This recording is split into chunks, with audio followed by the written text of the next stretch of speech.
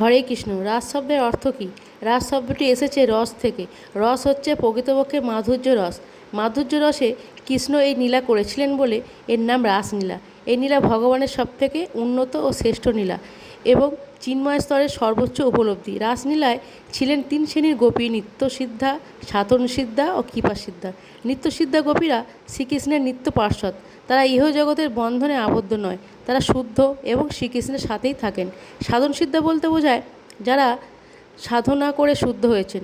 যেমন ত্রেতাযুগে ভগবান রামচন্দ্র যখন শ্রীমতী সীতাকে নিয়ে দণ্ডকারণ্যের মধ্য দিয়ে হেঁটে যাচ্ছিলেন, ভগবান রামচন্দ্রের সেই রূপ দর্শন করবার পরে দণ্ডকারণ্যের ঋষিগণ যারা লক্ষ লক্ষ বছর ধরে ধ্যান করেছিলেন, ভগবান রামচন্দ্র তখন তাদের বলেছিলেন, আমি যখন দাপরের শেষে কৃষ্ণরূপে লীলা করতে আসব, তখন তোমাদের সকল বাঞ্ছা পূর্ণ করব। তাই তারা রাসলীলাতে অংশগ্রহণ করেছিল। আরও ছিলেন দেবকন্যা, ঋষিকন্যা, গান্ধর্বকন্যা। আরেক শ্রেণী গোপী ছিলেন, তারা ততটুকুন শুদ্ধ হয়ে ওঠেনি, তাদের গৃহে বন্দি রাখা হয়েছিল। হরে কৃষ্ণ।